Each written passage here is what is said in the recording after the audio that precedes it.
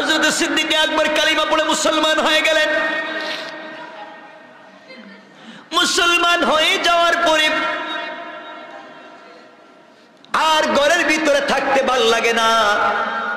দেখেন একটা মানুষ কত ভদ্র ছিল, নম্র। কুরাইশের মধ্যে সিদ্দিক আকবর অনেক দাম ছিল, মক্কার মধ্যে সিদ্দিক আকবরের অনেক সম্মান ছিল, অনেক ইজ্জত ছিল, মানুষ তাকে অনেক সম্মান দিত। এই সিদ্দিক আকবর দ্বীনের দাওয়াত দেওয়া শুরু করলেন। একদিন বিশ্ব নবীকে নিয়ে কাফেরদের এক মজলিসে গেলেন, কালিমার দাওয়াত দিলেন, ইসলামের কথা বিশ্ব নবী বলতে লাগলেন।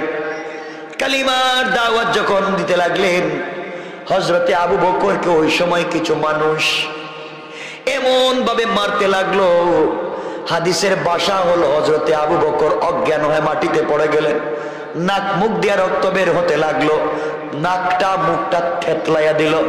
আবু বকরকে চিনা যায় না, আবু বকর মরে গেছেন মনে করে তারা ফেলে দিয়ে চলে গেল। হযরত সিদ্দিক আকবর মরে গিয়েছেন মনে করে মক্কার মানুষেরা আবু বকরকে ওখানে ফেলে দিয়ে চলে গিয়েছে। আত্মীয় স্বজন মিলে হযরতে আবু বকরকে ধরে ধরে কোলে করে উঠালেন। এই মানুষটাকে কোলে উঠানো যায় না, ধরাও যায় না। চারজন একটা রুমাল বিছিয়ে দিলেন, কাপড় বিছালেন। হযরতে আবু বকর কালিমা পড়বার অপরাধে মানুষ তো মারলো, কাপড়ের মধ্যে শোয়া চারজন কাপড়ের চারদিকে ধরলেন। এইভাবে একটা ভদ্র মানুষকে, সম্মানী মানুষকে মানুষ পিটালো কালিমার অপরাধে। হযরতে আবু বকরকে চারজন কাপড়ের চারদিকে ধরলো, বাড়িতে নিয়ে এসেছে। মায়ের কাছে এসে বলছে, শুনেন, আপনার ছেলে মুহাম্মদ ইবনে আব্দুল্লাহ যে কালিমার দাওয়াত দেয়, এই কালেমা কবুল করেছে, মানুষ তাকে এইভাবে পিটাইছে অজ্ঞান। সারাদিন চলে গেল, সন্ধ্যা চলে এসেছে, আবু বকরের জ্ঞান ফিরে না। আবু বকরের গোষ্ঠীর মানুষ গিয়ে বলছে, শোনো, আবু বকর যদি মরে যায়, সে ধর্ম পরিবর্তন করে ইসলাম কবুল করেছে, তোমরা এভাবে মারতে পারো না। একটা মানুষকে এত মাগাত করা যায় না, তোমরা এত মাইর দিছো, যদি আবু বকর মরে যায় প্রতিশোধ নেব। এইভাবে সারাদিন চলে গেল। আবু বকরের নাক মুখ থেকে রক্ত যেতে যেতে আর জ্ঞান ফিরে না। মা কান্না করে বলেন, আমার একটা মাত্র ছেলে রে, কে মারলো? এমন মাইর দিছে, আমার বাচ্চাটা তো আর বাঁচবে না, মরে যাবে। এভাবে করতে করতে সন্ধ্যার পরে হযরতে আবু বকর একটু একটু নড়াচড়া করেন, চক্ষু খুলে তাকাতে পারেন না, ঠোঁট মুখ ফুলে গেছে, সব থেকে রক্ত বের হচ্ছে। কথা বলতে পারতেছেন না, ইশারায় কথা বলতেছেন। মা ডেকে ডেকে বলছেন, বাবারে, কালিমার অপরাধে মানুষে তো মারলো, তুই তো চাইলে কালিমা ছাইড়া দিতে পারতে। হযরতে আবু বকর জ্ঞান ফেরার পরে বলছেন, মা শোনো, কে আছো আমার কাছে, শোনো, কে আমাকে মারলো আমি তা জানতে চাই না, কত কষ্ট পেয়েছি তা জানতে চাই না, মারে আগে বলো আমার বিশ্ব নবী কেমন আছে।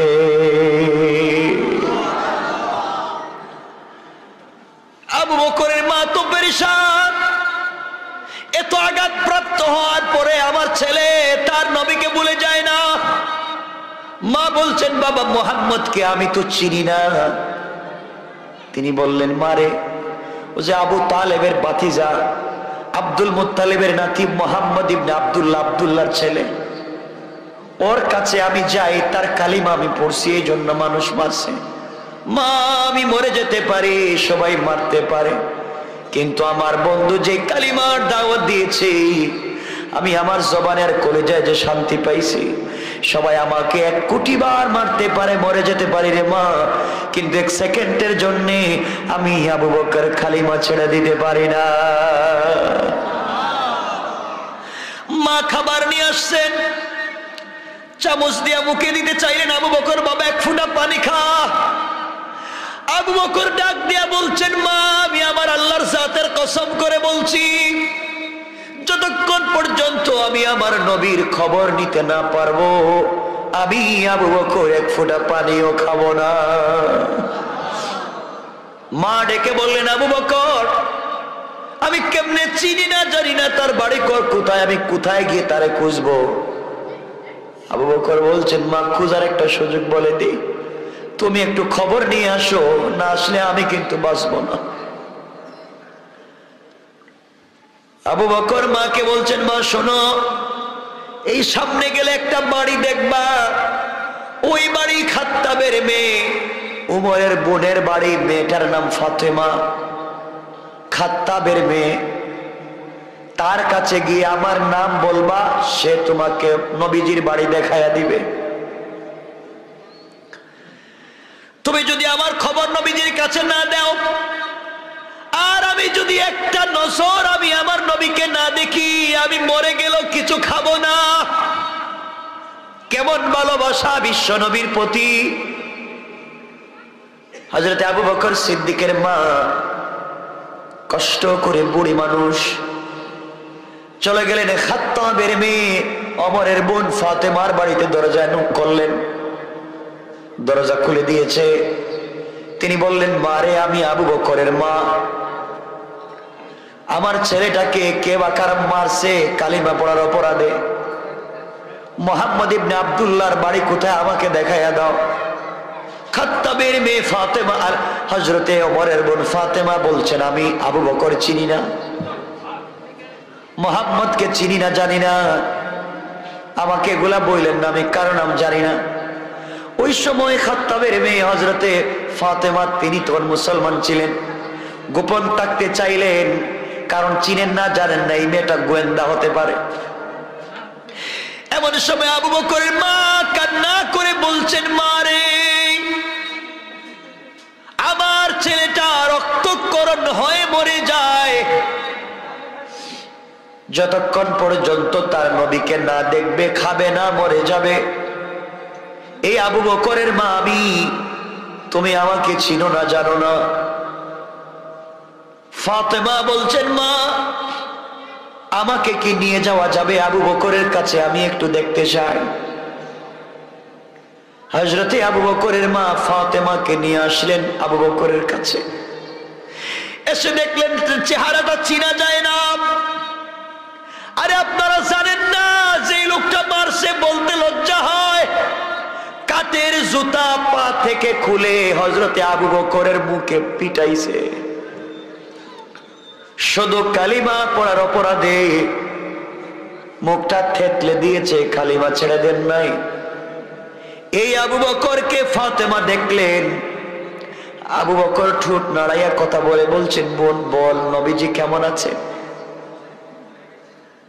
হযরতে ফাতেমা বলছেন, আবু বকর শান্ত হও, নবীজি ভালো আছেন, তুমি কিছু খাও। আবু বকর বলছেন, আমি কসম করেছি আমার আল্লাহর জাতে পাকের, নবীজিকে না দেখা পর্যন্ত আমি কিছু খাবো না। গভীর রাত্রি আবু বকরের মা আর খাত্তাবের মেয়ে ধরে ধরে দুইজনের কাঁধের উপরে ভর দিয়ে দিয়ে হযরতে আবু বকর বিশ্ব নবীর কাছে যখন চলে গিয়েছেন, নবীজি আবু বকরকে যখন দেখলেন, চেহারাটা চিনা যায় না, রক্তে লাল। আমার নবী আবু বকরকে জড়াইয়া কাঁদলেন আর ডেকে বললেন, আল্লাহ,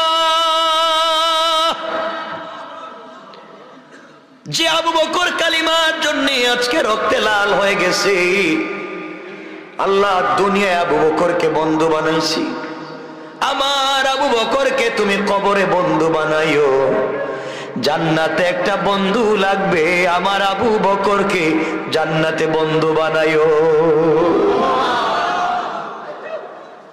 ভালোবাসা কার নাম? দিন কার নাম? ইসলাম এমনি এমনি আসে নাই।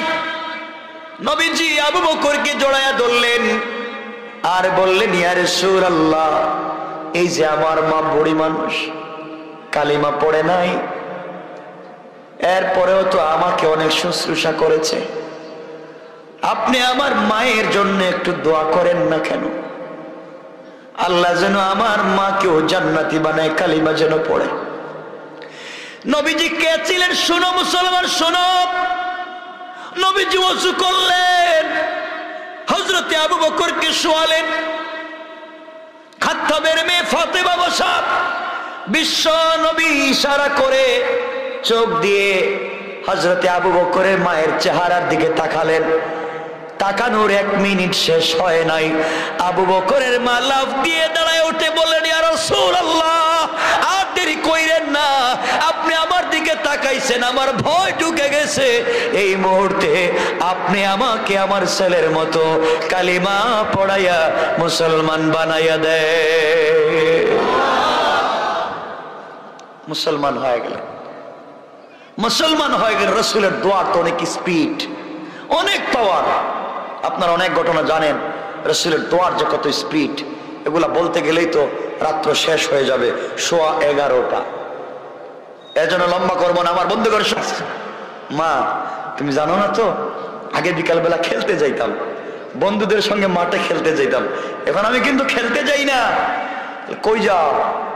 একজন বন্ধু পাইছি, তার নাম মোহাম্মদ ইবনে আব্দুল্লাহ। ওর চেহারার দিকে তাকাইলে মা আমার পেটের ক্ষুধা দূর হয়ে যায়। আরে সুবহানাল্লাহ, জোরে পড়েন না সুবহানাল্লাহ।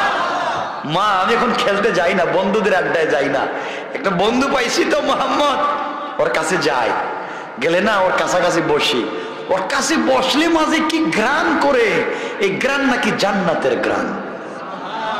সুবহানাল্লাহ বলেন না সুবহানাল্লাহ। মা আমি শুধু ওর চেহারার দিকে তাকাইতে ভাল লাগে, এজন্য আমায় আসি না। একথা বললি মা শুধু মারে, কার কাছে যাস? ওটা জঙ্গি, জঙ্গি। কারণ হুজুরদের কাছে গেলেই, ছেলেদেরকে পাঠালে আমরা বলি জঙ্গি। হযরত আবু হুরায়রার মা বলছেন জঙ্গি, যাইস না, ওর কাছে গেলেই কালিমার দাওয়াত দিব, আমার কাছ থেকে দূরে সরায় নেব, যাইস না। মা তুমি জানো না তো, আসো না একদিন আমার সাথে, দেখো না তার চেহারা, তুমি দেখলেই তো পাগল হয়ে যাইবা, ওর চেহারার দিকে তাকাইলে মা কি যে মায়া লাগে, মায়া। তুমি জানো না মা, ওই মোহাম্মদ তো রাস্তায় শুয়ে থাকে আর আকাশের মেঘ তাকে ছায়া দেয়। মা তুমি তো মোহাম্মদকে চিনো না, ওরা ফান এলাকা জিকরাক, মনে আছে? আমার আয়াত মনে আছে? এই নবীর কথাই বলছি। মা এই বেচারা সম্মান তুমি জানো? ও যদি বৈশা থাকে কোথাও, বড় বড় সাপ এসে ওর মাথায় ছায়া দেয়। রাস্তা কোন সুবহানাল্লাহ। মা তুই মোহাম্মদকে চিনো? ও যখন রাস্তা দিয়ে হাইটা যায় না, এই যে পাথর দিয়ে আমরা খেলাই, ওই পাথর গুলো তার সালাম দেয়। তুমি আমারে বলতেছো পাগল আর জঙ্গি? মা তুমি জানো না, ও যখন রাস্তা দিয়ে হেঁটে যায়, বনের পশু পাখি রাস্তায় দাঁড়ায়া সেই মোহাম্মদকে সালাম দেয়। সুবহান। তুমি বলছো পাগল, মা বলছে দেখিস না মক্কার বড় বড় লিডারেরা, নেতারা, আবু লাহাব, আবু জাহাল, বলছে না ওটা পাগল, বলছে না পাগল, ওর ধারে কাছে যাইতে না। মা তুমি জানো এরা বলে পাগল। আমার প্রথম কথা মনে আছে, নবীকে পাগল বলেছিলাম বর্তমানকারেরা হচ্ছে আবু জেহেল প্রো, মনে আছে? এই জায়গায় আসলাম শুধু মনে রাখবার জন্য চলে এসেছি। আমার বন্ধুগণ, মা বলছে দেখছো না বড় বড় লিডারেরা বলছে ওটা পাগল। আবু হুরায়রা বলছেন মা ওরা তো সত্যি বলে পাগল, দিনের বেলা আইন করে মুহাম্মদের কাছে যাওয়া যাবে না, যে কালিমা পড়বে তারা পিটাইবে। মা দেখি তো, আর রাত্রে হইলে এরাই গিয়া মুহাম্মদের কালিমা, মুহাম্মদের কোরআন তিলাওয়াত শুনে। সুবহানাল্লাহ, একটু জোরে পড়েন না সুবহানাল্লাহ। মা তাহলে শোনো, এই আবু জাহেলের আইন করে যেই ব্যক্তি মুহাম্মদের কোরআন তিলাওয়াত শুনতে যাইবা, তার কাছে যাইবা, তাকে মায়ের পিটানো হবে। কেউ যখন যায় না, সবাই যখন রাত্রে ঘুমিয়ে যায়, আবু জাহাল চিন্তা করে আহারে আজকে আইন করেছি যেই ব্যক্তি মুহাম্মদের কোরআন তিলাওয়াত শুনতে যাইবে তাকে পিটানো হবে, সুতরাং মক্কার কোন মানুষ আজকে মুহাম্মদের কোরআন তিলাওয়াত শুনতে যাবে না।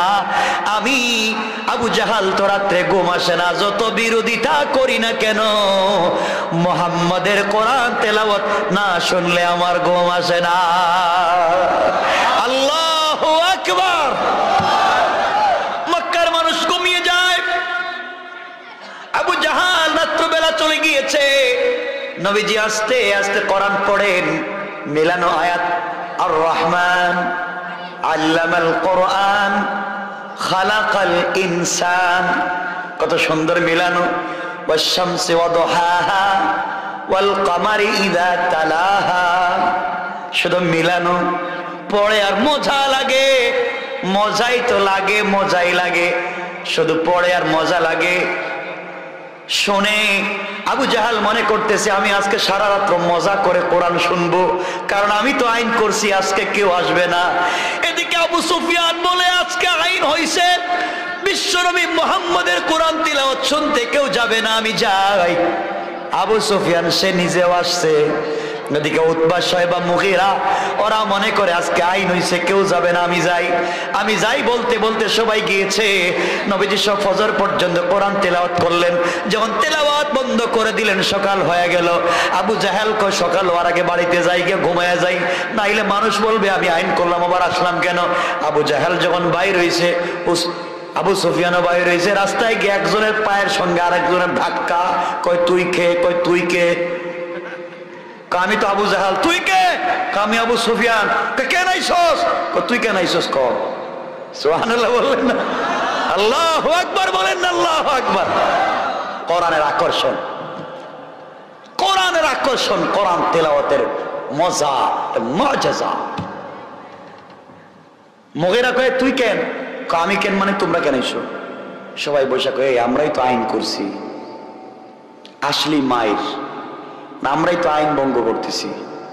আবু জাহেল কয় ভাই যতই আইন করি আমার ভালো লাগে না, রাত্রি ঘুমিয়ে আসে না, ওর কোরআন শুনতেই হয়। আবু সুফিয়ান কয় আমারই তো একই বেমার। আবু লাহাব কয় আমারই তো একই সমস্যা, ওর কোরআন তেলাওয়াত শোনা লাগে। আবু সুফিয়ান বলছে বন্ধু আর একটু কঠিন আইন করো। আবার সংসদ বসেছে। আজকের আইন কি? আজকের আইন হলো আগামীকালকে থেকে কেউ যদি মুহাম্মদের কোরআন তেলাওয়াত শুনতে যায় তার মৃত্যুদণ্ড। Thank you. মৃত্যুদণ্ডের আইন পুরো মক্কায় ঘোষণা, কোরআন শুনলেই মৃত্যুদণ্ড। আর কেউ যাবে? আবু জাহেল রাত্রে ঘুমাইছে, রাত 1টার দিকে তার ঘুম আসে না। আজকে তো আর কেউ আসবে না, মৃত্যুদণ্ড, এই বয়ে কি আর কেউ আসে, যাই আমি কোরআন তেলাওয়াত শুনতে যাই। সুবহানাল্লাহ বলেন না। নবীজি পড়তেছেন বিসমিল্লাহির রহমানির রহিম, আল্লাহু আকবার। কোরআন তেলাওয়াত। আবু জাহেল তো পাগল হয়ে গেছে, কি রে আজকে একা মজা করে শুনতেছি। আবু সুফিয়ানকে, আবু জাহেল তো কালকে শক্ত করছি, আসলেই মৃত্যুদণ্ড, আমি যাই না। আবু সুফিয়ানও সবগুলো আবার রাত্রে হাজির। যাওয়ার সময় সবগুলো আবার দেখা, কিরে তুই কেন আইসস, তুই কেন আইসস, মৃত্যুদণ্ডের আইন করছে কে, আমি করছি। তুই দস্তখত দিলে সব তো ঠিক, আমরা এলাম কেন, দোস্ত আর যাই করো এর বন্ধ করা যাবে না। আমরা যত আইন করি আমরাই এখন দেখতেছি পারি না। আগামীকালকের থেকে কি করা যায়? আগামীকালকে আর কি করবেন? প্রতিদিন আইন করবেন, কিন্তু আইনে কাজ হবে না। কোরআন দিয়েছেন কে? আল্লাহ। জোরে বলেন কে? আল্লাহ বলছেন এটা তো মুআজিজা। শোনেন, আমার আলোচনার প্রথমেই বলেছিলাম কোরআন একটা চুম্বক, মনে আছে শব্দ? এই চুম্বকের জায়গায় আসলাম, খালি আকর্ষণ করে আকর্ষণ করে, সারাদিন রসুলে গালি দে, কিন্তু রাত্রে আকর্ষণ করে। হযরত আবু হুরায়রা বলছেন মা আপনি বলছেন আবু জাহিলের কথা, এগুলো সারা দিন গালি দে, রাত্রে কোরআন শুনতে যায়। সুবহানাল্লাহ বললেন না? তো আমার আপনি বাধা দিচ্ছেন কেন? আমারই তো ভালো লাগে না।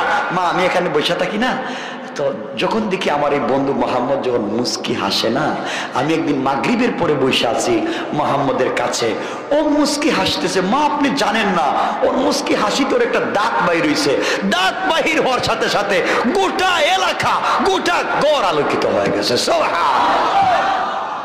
মা দেখলি ভাল লাগে, তুমি আসো না। মা আরো মারে, আরো মারে। হযরত আবু হুরায়রা ছোট মানুষ, মাইর খাইতে খাইতে আম্মা তুমি যা মারতে পারো মারো, কিন্তু আমি মুহাম্মদের ছাড়তে পারব না। একজন পয়গম্বরের নাম মুসা কালিমুল্লাহ, যেই মুসা আল্লাহর সঙ্গে কথা বলেছেন, কিয়ামতের দিনে ওই মুসা পয়গম্বর আল্লাহর আরশে আজিমের পিলারে ধরে কান্না করে বলবেন আল্লাহ লা আসআলুকা উম্মতি, এই কিয়ামতের দিনে তোমার পায়ে ধরে কোনো উম্মত চাই না, ওয়ালা আবি ওয়ালা উম্মি, আমার মা আচ্ছা বাবাকে চাই না, সন্তান সন্ততিকে চাই না। আল্লাহ আসআলুকা নফসি নফসি নফসি। মুসা বলবেন আল্লাহ আমাকে বাঁচাও, আমাকে বাঁচাও, আমাকে বাঁচাও। ওই দিন আমরা দৌড়ে যাবো বাবা আদম সফিউল্লাহর কাছে। আদম সফিউল্লাহ বলবেন মাফ চাই, আজকের দিনে আল্লাহর সঙ্গে কথা বলার পাওয়ার আমার নাই। আমরা যাব ইব্রাহিম খলিলুল্লাহর কাছে, বাবা আপনি একটু কথা বলেন। ইব্রাহিম বলবেন আমিও পারবো না, আমি যাব না আল্লাহর কাছে। আমরা যাব মুসা কালিমুল্লাহর কাছে, তিনি বলবেন পারবো না। আমরা যাব হিজকিলের কাছে, ইউসা ইবনে নুনের কাছে, জাকারিয়ার কাছে, ইউসুফের কাছে, ইয়াকুবের কাছে। কেউ তোমাকে আমাকে সাপোর্ট দিবে না। ঈসা আলাইহিস সালামের কাছে যাওয়ার পরে ঈসা বলবেন কিয়ামতের মাঠে দৌড়ে লাভ নাই, আজকের দিনে কেউ তোমাকে সাপোর্ট দিবে না, সহযোগিতা করবে না। খুঁজে দেখো কিয়ামতের মাঠে, খুঁজে দেখো বিশ্ব নবী আখেরি জামানার পয়গম্বর কোথায়। এই নবীরে খুঁজো, দেখো উনি কোথায় আছে। পাগলের মতো দৌড়ে আসে সেই নবীর কাছে যাব। সেই নবী মাকামে মাহমুদে পড়ে আল্লাহকে ডাক দিয়া বলবেন আল্লাহ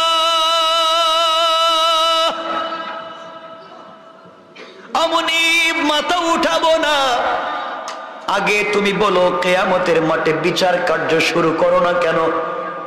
আল্লাহ বলবেন বন্ধুরে মাথা উঠাও, মাথা উঠাও, মাথা উঠাও।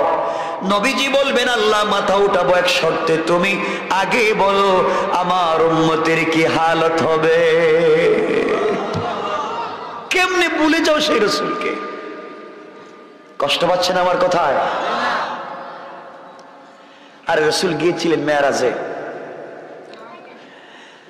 আল্লাহ রাসূল আল্লাহকে বলছিলেন আল্লাহ আমার একটা দোয়া শিখাও না কেন, দোয়া।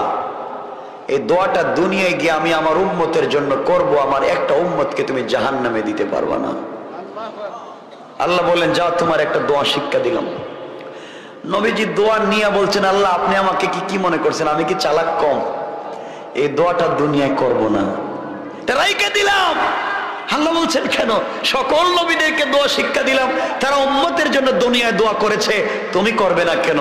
আল্লাহ আমি যদি দোয়া করি আজকে, আমার উম্মত তো 1450 বছর পরে আইসা লালতলি কলেজ মাঠে বৈশা বৈশা কাঁদবে, ওরা তো আমার দোয়ার ভিতরে ঢুকলো না। আল্লাহ আমি দোয়া রেখে দিলাম, কিয়ামতের দিনে জাহান্নামের গেইটে দাঁড়াইয়া এই দোয়া করব, আপনি আমার একটা উম্মতকেও জাহান্নামে দিতে পারবা না। কি হয়েছে আপনার? কেন সেই রাসূলকে চিনলেন না? কেন চিনলেন না? আমার দুঃখ এই জায়গায় যে মানুষটা গোটা জিন্দেগি শুধু উম্মত উম্মত উম্মত, কিয়ামতের দিন উম্মত। কষ্ট পাচ্ছেন আপনারা আমার কথায়? কথা তো অনেক লম্বা, সেই রাসূলের কথাই বলতেছি, কিন্তু খুব লম্বা করবো না কথা। আপনাদের অসুবিধা হচ্ছে আমি বুঝতেছি, একটু হাত উঠে দেখান কার কার অসুবিধা হচ্ছে। হচ্ছে? অসুবিধা হয়? হাত এমনি উঠে যায় না? এমনি এটা উঠে যায়, এটা এমনি। আমার বন্ধুগণ মনোযোগ দিয়ে শোনেন কি বলতে চাই। সেই রাসূল পাক সাল্লাল্লাহু আলাইহি ওয়াসাল্লাম কিয়ামতের দিনে আল্লাহ বলবেন বন্ধু তোমার জন্য জান্নাতুল ফেরদাউস থেকে চেয়ার এনেছি, চেয়ারে বসো। তোমার জন্য জান্নাত থেকে পোশাক এনেছি, পোশাক পরো। নবীজি বলবেন আল্লাহ তোমার চেয়ার তুমি রাখো, তোমার পোশাক তুমি রাখো। আমি যদি চেয়ারে বসে থাকি মিজানে পুলসিরাতে জাহান্নামের গেটে আমার উম্মতের কি হবে আমি জানতে পারবো না। একটু জোরে পড়েন না সুবহানাল্লাহ, আওয়াজ করে পড়েন না সুবহানাল্লাহ। আমি আলোচনার শুরুতে যা বলেছিলাম এখন এসে তাই বুঝাচ্ছি, মনে রাখবেন। আমার নবী বসবেন না, হঠাৎ করে বিশ্ব নবীর মনে পড়বে আমার উম্মতেরা কোথায় আছে, না জানি পানির তৃষ্ণায় মরে যায়। দৌড়াইয়া সেই নবী আসবেন, হাউজে কাউসারের পারে এসে দেখবেন তোমার আমার জিহ্বা বের হয়ে আছে। নবীজি বলবেন উম্মত আয় রে, আমার কাছে আয়, এক গ্লাস হাউজে কাউসার পান কর। নবীজি নিজের হাতে পান করায়া বলবেন যা রে যা, জান্নাতে না যাওয়া পর্যন্ত যদি 1 কোটি বছর চলে যায় আর কোনোদিন তৃষ্ণা লাগবে না।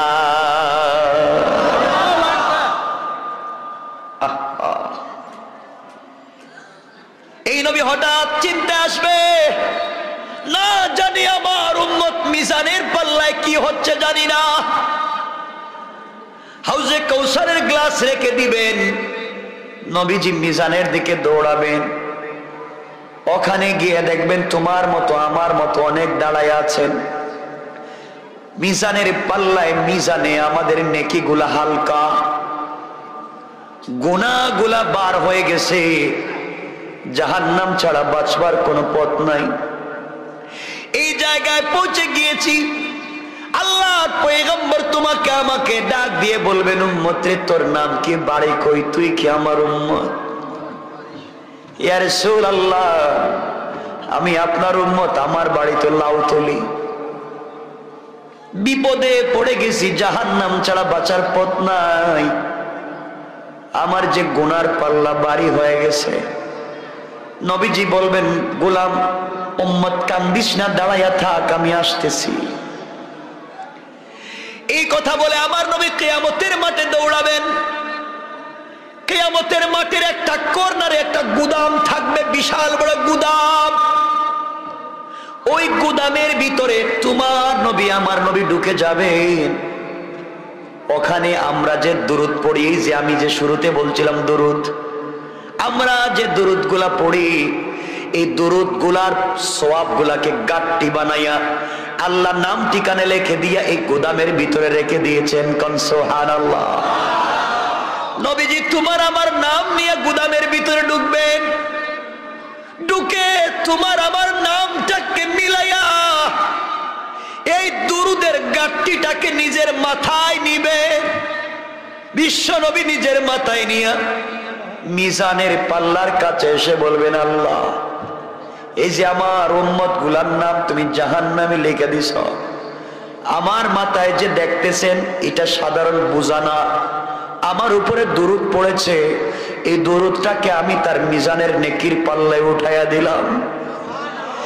আল্লাহর নবী মিজানের পাল্লায় যখন উঠাইয়া দিবেন, পাল্লার জবান খুলে যাবে, মিজানের জবান খুলে যাবে, আর ডেকে বলবে আল্লাহ তোমার নবী কি উঠাইছে, পায়ে ধরি নামাইয়া দাও। জ্বলে যায়, এটার পাওয়ার অনেক বেশি। আল্লাহ বলবেন বন্ধুরে নামাইয়া দাও, আমি কথা দিলাম তোমার উম্মতের নামটা জাহান্নামের লিস্ট থেকে কেটে দিয়া জান্নাতের লিস্টে ঢুকাইয়া দিলাম। সেই নবীরে কেন ছিল না? আবার বিশ্ব নবী দৌড়াবেন পুলসিরাতের দিকে। ওখানে গিয়ে দেখবেন তুমি আমি দাঁড়িয়ে আছি, পার হচ্ছি না, না জানি মরে যাই, পুলসিরাতে উঠলেই নাকি জাহান্নামে চলে যায়। নবীজি বলবেন তোমার নাম কি, তোমার বাড়ি কই, ঠিকানা নিয়ে আবার যাবেন এই গুদামে। তোমার জন্য আমার জন্য যদি দুনিয়া দুরূদ পড়ে থাকি, নবীজির উপরে যদি দুরূদ পড়ে থাকি, দুরূদ নিয়ে আসবেন, এসে পুলসিরাতের উপরে ধরে ফেলবেন। পুলসিরাত বলবে আল্লাহর রাসূল আপনি যদি দুরূদ এগুলো এভাবে রাখেন, পুলসিরাত থাকবে না, ব্রিজ থাকবে না, জ্বলে যাবে। আল্লাহ বলবেন বন্ধু সরাইয়া দাও, তোমার উম্মত এখানে দাঁড়াইয়া থাকবে না, আমি বিদ্যুতের গতিতে পার করাইয়া দিলাম। সেই নবীর কেন ছিল না? আবার বিশ্ব নবীর মনে পড়বে আমার উম্মত না জানি জাহান্নামে ঢুকে গেল, দৌড়াইয়া জাহান্নামের দিকে যাবেন। ওখানে গিয়ে দেখবেন জাহান্নামটা কি প্রগতিতে, 70,000 ফিরিস্তা জাহান্নামের লাগাম টেনে ধরেছে। এরপরে জাহান্নামটা দৌড়াইয়া কিয়ামতের মাঠের দিকে আসতেছে। আল্লাহর নবী সিজদায় পড়ে বলবেন আল্লাহ তাআলা শেষ পর্যন্ত কি আমার একটা উম্মত জান্নাতে যাবে না? তোমার জাহান্নাম যেইভাবে আসতেছে সবগুলা তো জাহান্নামে চলে যাবে। আল্লাহ বলবেন বন্ধু মাথা উঠাও। বিশ্ব নবী মাথা উঠাবেন, জিবরিল আমিন হাজির হয়ে যাবেন। আর বলবেন ইয়া রাসূলুল্লাহ, ইয়া হাবিবাল্লাহ, আল্লাহ আপনাকে পুটলা দিয়েছেন হাদিয়া। নবীজি পুটলা খুলবেন, খুলে দেখবেন মাত্র 1 ফোঁটা পানি। আল্লাহকে বলবেন, আল্লাহ তোমার কাছে চাইলাম জাহান্নামটাকে আটকাও, আর তুমি আমার কাছে 1 ফোঁটা পানি দিলা, পানি দিয়ে আমি কি করব? আল্লাহ বলবেন, বন্ধুরে এই পানি তোমার হাতে নিয়ে জাহান্নামের দিকে নিক্ষেপ করে দাও, জাহান্নামের উপরে ফেলে দাও, দেখো তো কি হয়। আমার নবী পানিগুলা হাতে নিয়ে জাহান্নামের দিকে যখন নিক্ষেপ করবে, নিক্ষেপ করতে দেরি হবে, জাহান্নাম দ্রুত গতিতে পিছন দিকে যেতে দেরি হবে না। আমার নবী আল্লাহকে ডাক দিয়ে বলবেন, আল্লাহ তাআলা কি ব্যাপার, এই পানি কিসের পানি দিয়েছো? এত পাওয়ারফুল পানি তো আমি জিন্দেগিতে দেখি নাই। আল্লাহ কিসের পানি বলো? আল্লাহ ডেকে বলবেন, বন্ধুরে এটা জমজমের পানি না, হাউজে কাউসারের পানি না, জান্নাতের কোন নহরের পানি না। এই পানির এত দাম আমি আল্লাহর কাছে দাম। এই পানি হলো তোমার উম্মতের গুনাহগার উম্মতের গভীর রাত্রের তাহাজ্জুদের সেজদার চোখের পানি। আমি আল্লাহ জমা করে রেখে দিয়েছিলাম, কিয়ামতের দিনে ওই পানিকে ব্যবহার করলাম। বন্ধুরে তোমার উম্মত যদি দুনিয়ার জমিনে তাহাজ্জুদ গুজার হয়ে যায়, আমি আল্লাহ কথা দিলাম জাহান্নামের আগুন দিয়ে তাদেরকে জ্বালাবো না। কেন পড়েন না? কষ্ট পাচ্ছেন আপনারা আমার কথা? এতক্ষণ বলছি সেই রসুলের কথা, এত ভালোবাসেন এই রসুল, একবারও তোমার আমার কথা বললেন না, একবারও না। আর তুমি কেমনে ভুলে থাকো সেই রসুলকে? এখন বলি তোমার আল্লাহর কথা। তোমার আল্লাহ জানো কেমন? চিনো না তো আল্লাহ রে, আর বন্ধুত্ব করবা তো আল্লাহর সঙ্গে। আল্লাহকে চিনোই না। আল্লাহকে চিনতে পেরেছিলেন, কোরআনের কথা বলতেছি না, হাদিসের কথা বলতেছি না, 1 মিনিট একটা কথা বলি, ইতিহাসের কথা। আল্লাহকে চিনতে পেরেছিলেন এক মহিলা, তার নাম রাবিয়া বসরিয়া। রাবিয়া বসরিয়া মহিলা আল্লাহকে চিনতে পেরেছিল।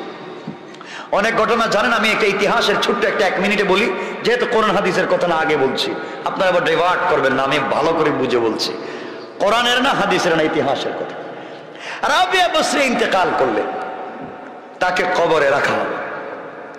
কবরে রাখবার পরে তার কাছে ফেরেশতারা এসে জিজ্ঞেস করছেন, রাবিয়া বলো মার রাব্বুকা। রাবিয়া জিজ্ঞেস করলেন, তোমরা কারা? সুবহানাল্লাহ বলবেন না? সুবহানাল্লাহ বলতে কি কষ্ট হচ্ছে আপনাদের? রাবিয়া বসরি নিজে বলছেন, তোমরা কারা? তারা জিজ্ঞেস করছে, আমরা তো আল্লাহর পক্ষ থেকে এসেছি ফেরেশতা তোমাকে জিজ্ঞাসা করতে, তুমি তো ইন্তেকাল করেছো। রাবিয়া বসরি বলছেন, তোমাদের আল্লাহ কোথায় আর তোমরা কোথায়? আল্লাহ তো আরশের উপরে, আর আমরা লক্ষ লক্ষ কোটি কোটি মাইল দূর থেকে এখানে এসেছি। রাবিয়া বসরি বলছেন, কোটি কোটি মাইল দূর থেকে এসে কি তোমরা আল্লাহর নাম ভুলে যাও নাই? বলে কেন? আল্লাহর নাম ভুলে যাবো কেন? আমাদের জবানে তো আল্লাহর নাম, আমি তো ভুলে যাই নাই। রাবিয়া বসরি বলছেন, ফেরেশতারা শুনো, কোটি কোটি মাইল দূর থেকে এসে তোমরা আমার আল্লাহর নাম ভুলে যাও নাই, তোমরা কেমনে বুঝলে আমি রাবিয়া মাত্র 3.5 হাত মাটির নিচে এসে এই আল্লাহর নামকে ভুলে গেছি? আসতে বললেন, সুবহানাল্লাহটা জোরে পড়েন। তোমরা কেমনে চিন্তা করলে আমি ভুলে গেছি? এ আল্লাহকে তো আমি ভুলে যাই নাই, মাত্র 3.5 হাত মাটির নিচে। আল্লাহ বলছেন, ফেরেশতারা রাবিয়ারে জিগাইয়া লাভ নাই, ওর গোটা জিন্দেগি আমি আল্লাহর জন্য সঁপে দিয়েছে, কবরে এসেও আমি আল্লাহকে ভুলে যাই নাই। তোমরা কি মনে করেছো আমি আমার রাবিয়াকে ভুলে গিয়েছি? আমিও ভুলে যাই নাই। সরে যাও, আর রাবিয়ার কবরের সঙ্গে জান্নাতের একটা কানেকশন তৈরি করে দাও। ওরা তো চিনলেন আল্লাহকে। সমুদ্রের 10 নম্বর সংকেত, বিপদ সংকেত। গত বছর ছিল না এইভাবে 10 নম্বর বিপদ সংকেত। আমি চাঁদপুরের কোথায় প্রোগ্রামে ছিলাম, প্রোগ্রামে এসছি, প্যান্ডেল সব ভেঙে গিয়েছে, ওরা মসজিদে প্রোগ্রামের আয়োজন করেছে। মসজিদে প্রোগ্রামের আয়োজন করেছে, মসজিদে প্রোগ্রাম করেছি, শীত, ঝড়, বৃষ্টি। রাত্র 2:30টায় ঢাকার উদ্দেশ্যে বের হয়েছি। বিদ্যুৎ নাই, রাস্তা গাছ বাঁশ পড়ে সব ব্লক, একটা পাবলিক নাই, কিছু দেখাও যায় না। মানে এমন এক জায়গায় গিয়েছি এখন রাস্তাও চিনি না, কোথায় আসছি এটা বলতে পারতেছি না। আমরা 3 জন ছিলাম, ড্রাইভার আমি আর আমার সাথী আরেকজন ছিলেন, উনি আজও আমার সাথে আছে। কিন্তু কোথায় যাব আমরা এত রাত্রে? বসে আছি আল্লাহর কাছে, চাচ্ছি আল্লাহ কথা তো বলে এসেছি তোমার, যাবো কোথায়? গভীর রাত্রে শিলা বৃষ্টি দিচ্ছে, ঝড় তুফান, রাত্র প্রায় 3টা। 1 ঘন্টা রাস্তায় বসে আছে, গাড়ি নাই, মানুষ নাই, কিচ্ছু নাই। হঠাৎ করে দেখি আমাদের গ্লাসে এসা একটা লোক নক করতেছে। বৃষ্টির মধ্যে একটু ফাঁকা করে বললাম, ভাই কে আপনি? এত রাত্রে এখানে আসছেন? হুজুর আপনি কোথায় যাবেন? আমি ঢাকা যাব। যে এত রাত্রে এখানে যাবেন কোন দিকে? এদিকে তো রাস্তা না, আপনি পিছনে গিয়ে ডান দিকে সোজা গেলেই আপনি দাউদকান্দি গিয়ে আপনি ঢাকা যেতে পারবেন। এই যে গেলাম, 1 ঘন্টা লাগে নাই, ঢাকা পৌঁছে গিয়েছি। কিন্তু আজ অবধি জানি না এই রাত্রে 3টায় এই লোকটা কে। এখনো জানি নাই রাত 3টায় এই লোকটা ছিল কে। আল্লাহর উপর বিশ্বাস করেন, জিন্দেগি কামিয়াব, জিন্দেগি কামিয়াব। আল্লাহকে চিনেন। আল্লাহ বলছেন, গোলাম তোর হেফাজত, তোর জিম্মাদার তো আমি আল্লাহ। কথায় কথা চলে আসে। এই বছরই আমরা এক জায়গায় প্রোগ্রামে গেলাম। প্রোগ্রামে যেতে যেতে দেরি হয়েছে রাস্তায়। যাওয়ার সময় গাড়িতে তেল ছিল, অকটেন শেষ, গ্যাস শেষ। গাড়ি গিয়ে শুধু স্টেজে গেছি, সব শেষ, স্টার্ট হচ্ছে না গাড়ি। ওয়াশ করলাম 1.5-2 ঘন্টা। জিজ্ঞেস করলাম, ভাই আপনাদের এলাকায় পেট্রোল পাম্প আছে? কাউজুর 57 কিলো দূরে। কত কিলো? 57 কিলো দূরে। এই রাত্রে যেতে হবে, আমার পরের দিন শুক্রবার জমা পড়াতে হবে। একজন লোক এসে মোটর সাইকেল থেকে 1 লিটার অকটেন দিছে। 1 লিটার। হুজুর আমাদের মোটর সাইকেল 1 লিটার আছে, আপনি নেন, আর আজকে রাত্রে থাকেন, কালকে আমরা ব্যবস্থা করে আপনাকে দেব। 1 লিটারে কি যাওয়া যায়? সর্বোচ্চ 5-6 কিলো বা সর্বোচ্চ 8 কিলো, এর উপরে তো যেতে পারবো না। আজকের এই সময় না এই কথাটা বলবো না। সলাতুল হাজতের এক বরকত। ইন্টারনেটে একটা প্রোগ্রাম আছে আমার 2.5 ঘন্টার, সলাতুল হাজত। নামাজের কি বরকত! আরে নামাজ পড়ে দেখেন, ফেরেশতা আল্লাহ ডাইরেক্ট সামনে পৌঁছায় দিবে। সলাতুল হাজত তো জানেন না কোন নামাজ, সালাতুল হাজত তো জানেন না কোন নামাজ। ড্রাইভারকে বললাম আমরা গাড়িতে সলাতুল হাজত পড়ি। পড়লাম রাত্র 2:30টা। আমাকে বললাম চাবি আমাকে দাও, আমি গাড়ি চালাই। বিসমিল্লাহ বলে গাড়ি স্টার্ট দিয়েছি। আমি নিজে অকটেন আছে 1 লিটার, 8 কিলো যাবে অথবা 10 কিলো, কিন্তু গাড়ি স্টার্ট দিয়েছি। এই আল্লাহকে চিনলেন না, এই মনিবকে চিনলেন না। আল্লাহকে আল্লাহ বলছেন, গোলাম তুই আমার হয়ে যা, তুই শুধু আমার হ, দেখ না আমি তোরে কি করতে পারি। এক মহিলার যমজ 2টা বাচ্চা হয়েছে। যমজ 2টা বাচ্চা পৃথিবীতে জন্ম নিয়েছে। প্রথমে যেই বাচ্চাটা দুনিয়ায় জন্ম নিল, এই বাচ্চাটার 2টা হাত আছে, 2টা পা আছে, চক্ষু আছে, মুখ আছে, সব আছে, সুন্দর একটা স্ট্রাকচার, সুন্দর একটা বডি। কিন্তু এই বাচ্চাটা দুনিয়ায় জন্ম নিয়েছে মরা, মৃত। আপনারা বলেন যে বাচ্চাটার হাত আছে, পা আছে, সব আছে, সুন্দর একটা বাচ্চা দুনিয়ায় জন্ম নিয়েছে, কিন্তু জীবন নাই, রূহ নাই, হায়াত নাই। এই লোকটাকে কি আপনারা গোসল দিবেন? কথা বলেন। গোসলের প্রয়োজন নাই, জানাজার প্রয়োজন নাই, কারণ পৃথিবীর জমিনে সে 1 সেকেন্ডও বাঁচে নাই, ঠিক না? তার সব আছে, হাত আছে, পা আছে, সব আছে, 1 মিনিট পৃথিবীতে থাকে নাই, তার জিন্দেগির কোনো দাম নাই। আর 1 সেকেন্ড পরে অথবা 1 মিনিট পরে ওই মহিলা আরেকটা বাচ্চাকে দুনিয়ায় জন্ম দিয়েছে। ওই বাচ্চাটার 2টা হাত নাই, 2টা পা নাই, 2টা চোখ নাই, বিকলাঙ্গ একটা বাচ্চাকে 1 মিনিট পর ওই মা জন্ম দিল।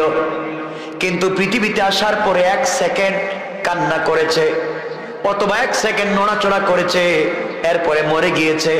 আপনারা বলেন তো এই বাচ্চাটার গোসল লাগবে নি? কথা বলেন। জানাজা লাগবে নি? লাগবে কেন? হায়াতে জিন্দেগিতে সে 1 সেকেন্ড বেঁচে গেল।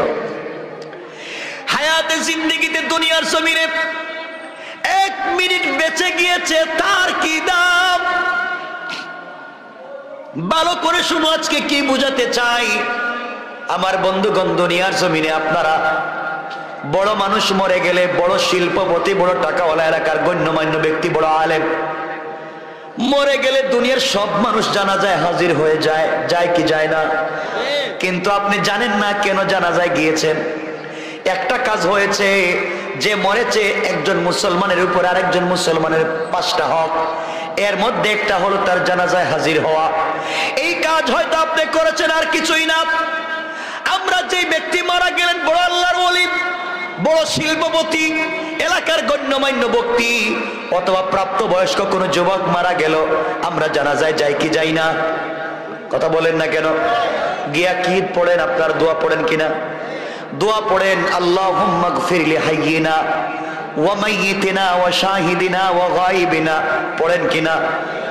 এই দোয়া কেন পড়েন আজ পর্যন্ত জানলেন না?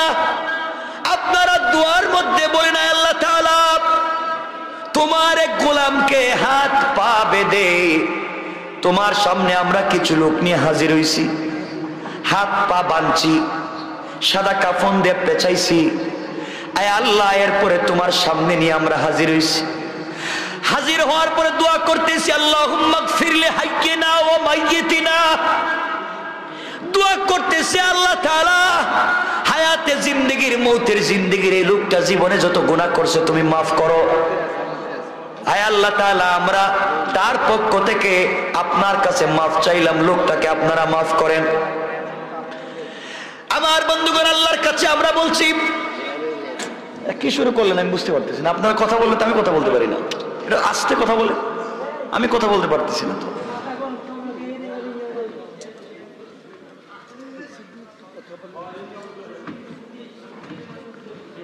আমার বন্ধুগণ, আমরা সবাই ওই লোকটাকে হাত পা বেঁধে সাদা কাপড় দিয়ে পেঁচাইয়া জানাজার জন্য নিয়ে দোয়া করি, আল্লাহ যেই লোকটাকে নিয়ে আজকে তোমার সামনে মাঠে হাজির হইছি, কিছুক্ষণ পরে তাকে তোমার হাওয়ালা করব, কবরে রেখে দিব। আয় আল্লাহ তাআলা, এই গোলামটাকে তুমি মাফ করে দাও, তার গুনাহ মাফ করে দাও। তা বলি কিনা? এখানে আমার লাভ কি? লাভ তো সব তার।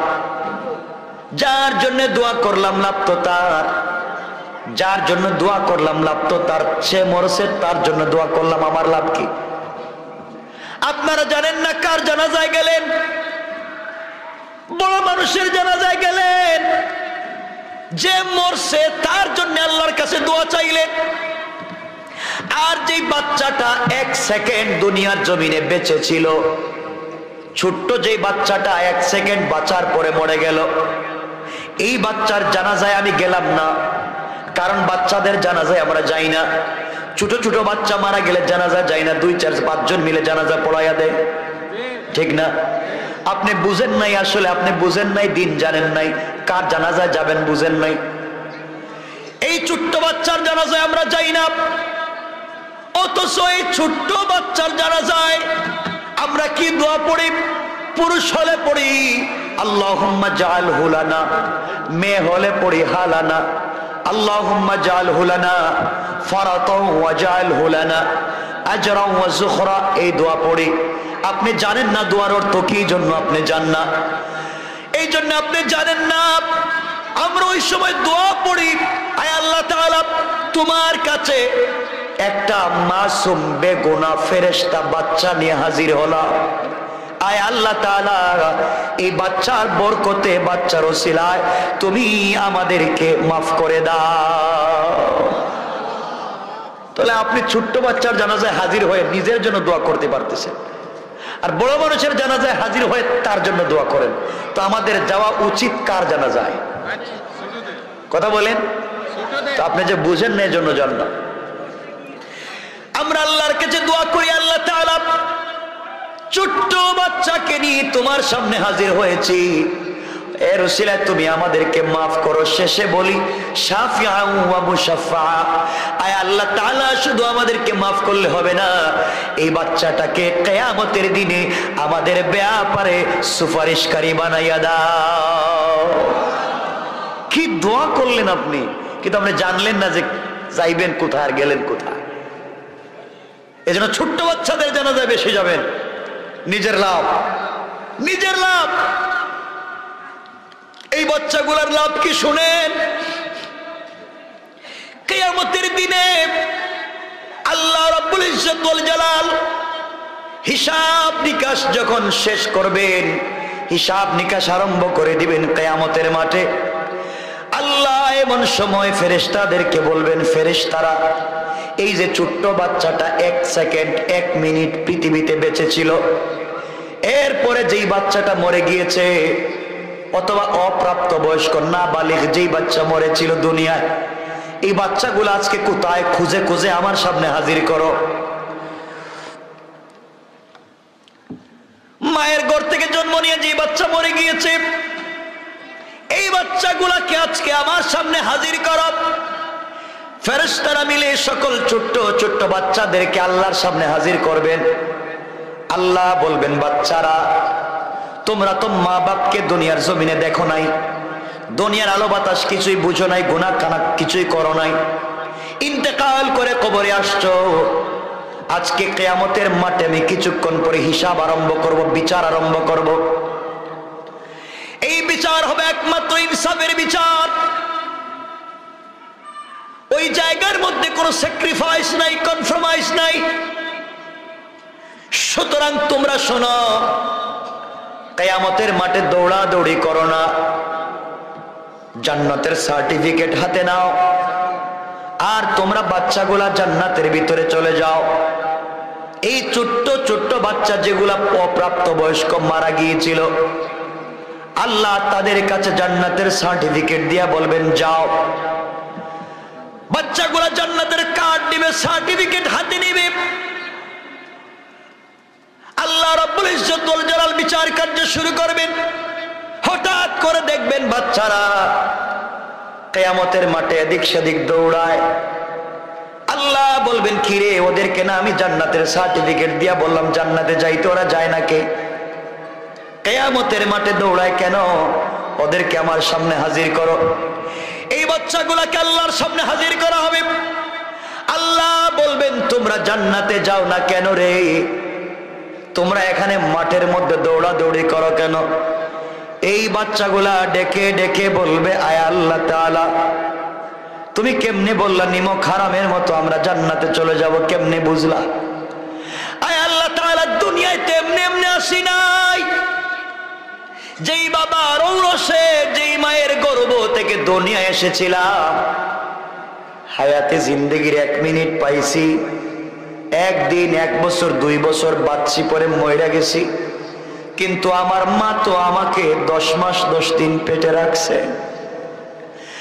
আমি মায়ের পেটে যাওয়ার পরে মা ঠিক মতো রাত্রবেলা খেতে পারে না, বমি হয়ে যায়।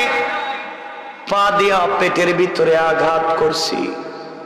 ওগো মুনিব, আমার মা ঘুমায় না, সারা রাত্র দাঁড়ায়া দাঁড়ায়া কাঁদছে। ডেলিভারির সময় কত মা, ডাক্তার যখন বলে এই বাচ্চাকে দুনিয়ায় নিয়ে আসতে হলে বড় বিপদ, যে কোনো একজনকে বাঁচানো যাবে, হয়তো মাকে বাঁচানো যাবে, না হয় বাচ্চা, যে কোনো একজন। কত মা আছেন এমন সময় ডাক্তারকে বলেন, ডাক্তার প্রয়োজনে তুমি আমাকে মেরে ফেলো, আমি বাঁচতে চাই না, আমি যেন মরে যাই, এরপরে আমার বাচ্চাটাকে দুনিয়ায় তুমি সহি সালামতে নিয়ে আসো। আমি মরে গেলে আমার কষ্ট নাই, আমার বাচ্চাটা দুনিয়ার জমিনে ভালো থাকুক। মা ছাড়া এই কথাগুলা কেউ বলবে না। ওগো মুনিব, আমার মা আমাকে নিয়ে কত কষ্ট করছে, আমার বাবা আমাকে নিয়ে কত স্বপ্ন দেখছে, কিন্তু আমি দুনিয়ায় বাঁচি নাই। আজকের দিনে আমি কেমনে জান্নাতে চলে যাই? আমি প্রয়োজন বুঝে আপনি আমাদের জান্নাতের সার্টিফিকেট নিয়ে আনেন। আল্লাহ জান্নাত চাই না, যে মা বাবার কারণে দুনিয়ায় 1 মিনিট বাঁচার কারণে আপনি জান্নাত দিয়েছেন, ওই মা বাপকে জান্নাতে না দিলে আমরা কোন সময় জান্নাতে যেতে পারি না। আল্লাহ রাব্বুল ইজ্জত ওয়াল জালাল বলবেন, বাচ্চারা শোনো, অভিমান করো না, আমি আল্লাহ কাউকে কিছু দিলে ফিরাইয়া নেই না। সুতরাং যাও যাও, তোমরা খুঁজো কিয়ামতের মাঠের কোথায় তোমাদের মা বাবা আছে? যেখানে মা বাবাকে পাওয়া যায় ওদেরকে খুঁজে খুঁজে তোমরা যাকে মন চায় তাকে সুপারিশ করে জান্নাতে নিয়ে যাও। সুবহানাল্লাহ ওয়াজ করে পড়েন। একবার রাসূল পাক নিজেই নামাজ পড়াচ্ছেন, 4 রাকাতের নামাজ। কে পড়াচ্ছেন? নবীজি নিজে। সুবহানাল্লাহ বললেন না? আর জোরে পড়েন না সুবহানাল্লাহ, আরো জোরে পড়েন না সুবহানাল্লাহ। আসরের 4 রাকাতের নামাজ রাসূল পড়াচ্ছেন। 4 রাকাতের নামাজ 3 রাকাত পড়াইয়া সালাম ফিরিয়ে দিছে। কয় রাকাত পড়ানোর দরকার ছিল? কয় রাকাত পড়াইছেন? কয় রাকাত? ইমামকে বিশ্বনবী। সুবহানাল্লাহ বলেন। আরে ইমাম তো বিশ্বনবী, আর মুসল্লিকে জানেন আবু বকর, ওমর, উসমান, আলী, তালহা, জুবায়ের, জাফর, হানজালা, খালিদ ইবনুল ওয়ালিদ, সমস্ত বিশ্ববিখ্যাত সাহাবীরা রাসূলের পিছনে রাসূল নামাজ পড়াইছেন 3 রাকাত।